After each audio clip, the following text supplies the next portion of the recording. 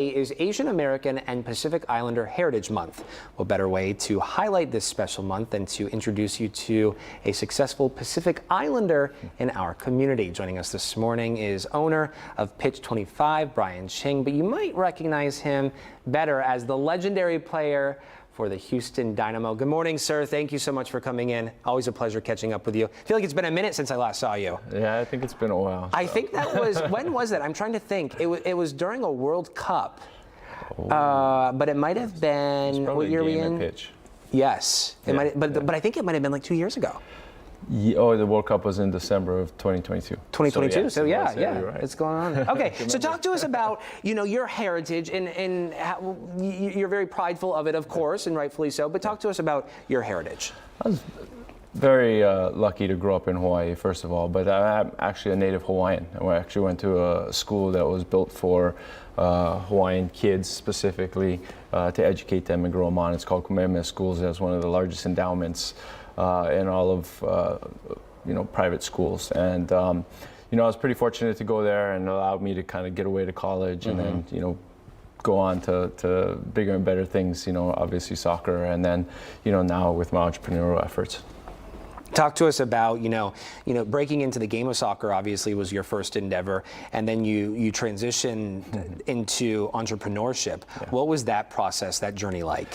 It's difficult. I think you hear a lot of times as they talk to you about, hey, end of your career is coming up. What's next, this and that. And I felt like I was prepared. I was able to retire on my own terms and whatnot. How old were you at the time? I was 35. 35.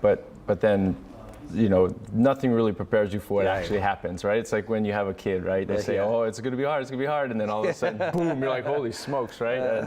And retirement for athletes is like that, because there's nothing that can replicate what you have, and so what you need to try to do. The high, I feel, is so high. It is high, right? Yeah. And I saw a psychologist once, and they said, hey, you start off your job here, and then now you're working your way backwards. Especially as a player who didn't make tons of money, couldn't really retire, had to transition to something else. The fame that comes with it. Yeah, it took me about 4 or 5 years to kind of get to feel normal every day. Wake up and feel like, oh, okay, like I'm finally normal, and this is, I know, I have a direction and all this, and so that was a really hard transition for me. Yeah, that adjustment. Was there something throughout that time period that kept you moving forward, reminding yourself, hey, I've got this despite the adversity that was along for the ride? Yeah, I guess I was really trying to find my next passion, right? Yeah. And so I thought at first it was going to be to run a soccer team. And so I started off, with the dash, and, did that. But then I had a kid on the side, and I was like, holy smokes, 80-hour weeks at the office is not conducive to raising your son the way I wanted to raise him. And so, I kind of slightly shift courses, and in that interim I started Pitch 25 and really kind of found a passion for that and an entrepreneurial side of that, and kind of really starting to focus and dive into that now. Yeah, talk to us. Tell us a little more about Pitch 25. For people who have never been, go down there, check it out. I love the atmosphere. I always say it's more like an experience. It really is. Exactly. And so kind of my philosophy is creating community and passion, right? And when you go to the soccer stadium, the stadiums and the games, people are there just to celebrate the sport. And that's what I love. And, being able to go to a World Cup and see, the world kind of try and come down on a country and really promote the sport has been fantastic. And that's kind of what I'm trying to create here, is like the next best thing to being at the game is being at Pitch 25 with everyone, enjoying the game, and building a community and passion. Yeah, the atmosphere is great. The food is delicious. The beer selection is wonderful. I mean, how many taps do you have? So we have about 99 taps. Wow. Yeah, and that's kind of one of the things that people love about us. There's a lot of options. Yeah. We support a lot of the local breweries. Some of our favorite beers come from, the local breweries. Yeah, a lot of diversity. Talk to us about where you got the name for the business. So I wasn't big on throwing my name up on things. Yeah. So I felt like Pitch played off of both the baseball stadium and soccer field, and then the 25. Any Dynamo fan would know that was kind of my number. That's your number. Yeah. I hear that you're embarking on a new endeavor. This is really exciting. Yeah.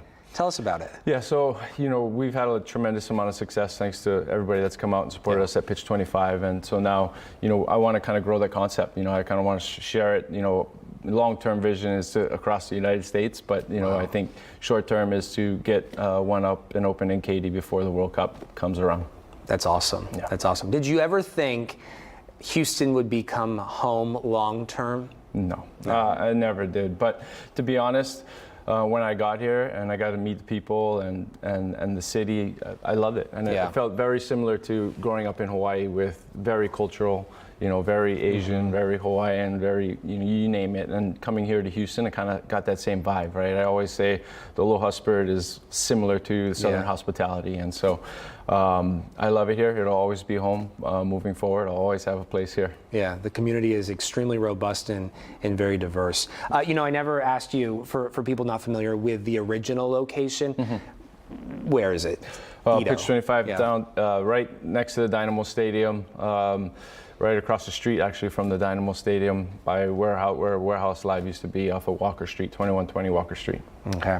Now I want to go back to your soccer roots. Talk to us about, being the first, Hawaiian native to play in the U.S. men's national soccer team, to play on the team. Yeah, so it was pretty special. At the time, you're kind of going through it. You're like, my goal is to go to the national team and play in a World Cup, and as I was kind of going through it, you never really think about the impact of, okay, hey, where I came from.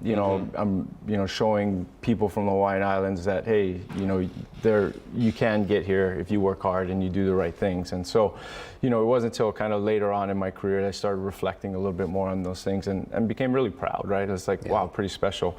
Not even coming from like a soccer background and not even dreaming of being a soccer player when I was a kid, to actually being on the U.S. World Cup team in 2006 is such a far journey, and it just kind of showed, like, you really got to, I put my head down, worked hard, tried to become better at what I was doing, and I was fortunate enough to build enough good habits as a kid, make the right choices that kind of helped me propel me to the success that I had as an athlete. Well, it's always an honor and a privilege to chat with you, especially during this month. So thank you so much for stopping by. Thanks. We appreciate it. Yeah.